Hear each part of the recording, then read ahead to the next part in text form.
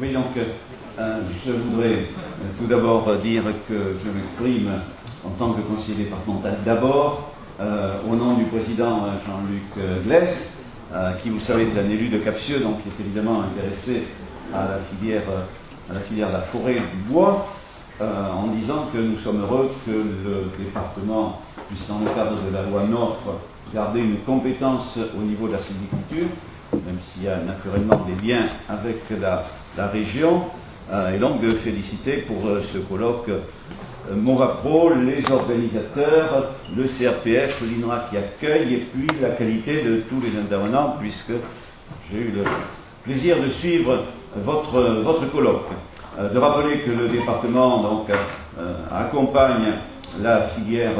forêt-bois. Personnellement, en tant que vice-président du Conseil général, j'avais eu l'opportunité de développer ici et d'aider à développer avec les participations du département la partie recherche, développement. On avait accompagné les installations de Gascogne, en particulier sur Saint-Symphorien, et naturellement, comme le président Jean-Luc Glès l'a indiqué, nous serons présents à vos côtés pour le prochain colloque. Maintenant, vous me permettrez de dire à titre personnel deux ou trois éléments, même si je suis un petit peu gaussien par rapport aux uns aux autres. Néanmoins, j'ai été membre du Conseil supérieur de la forêt et des produits forestiers, et j'ai présidé l'examen de la loi forêt en 2001. Par rapport à notre commune, dire deux ou trois éléments.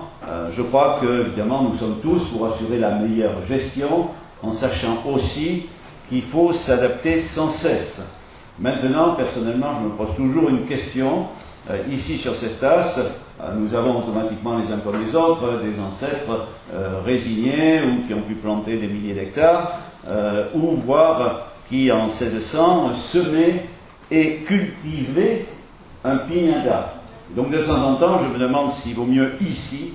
parler de forêt ou de culture d'arbres. Ça, c'est une question culturelle par rapport au global du pays, étant entendu que, comme ça a été indiqué, vous l'avez peut-être vu dans notre secteur des Landes de Gascogne, aujourd'hui, sur le bois énergie, pratiquement partout, les souches sont récupérées dans la mesure où on n'est pas trop loin, et ça se passe relativement bien. Alors, vis-à-vis de mes responsabilités, je voulais dire qu'un élément qui, par contre, me semble ne pas être allé assez vite,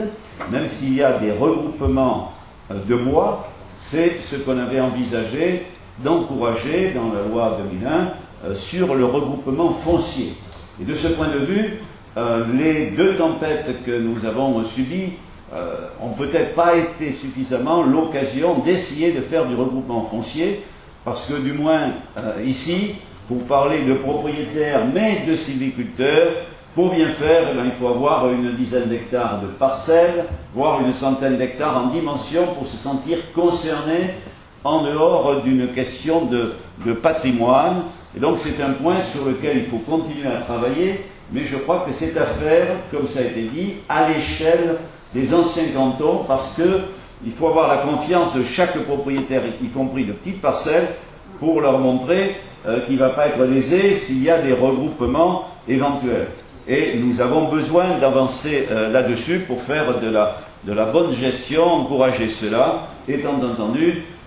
qu'on est capable dans nos secteurs, en suivant évidemment les conditions du changement climatique, et de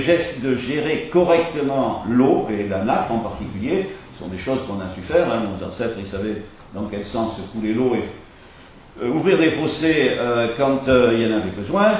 Étant entendu que dans une commune comme la nôtre, on avait 50% de la lande qui était mis en culture de bois avant la loi de 1857, ce qui n'est pas forcément connu partout. Donc arriver à pouvoir faire des productions de ce qu'on peut annoncer de 13 mètres cubes par hectare et par an, par exemple. Donc quelques éléments, mais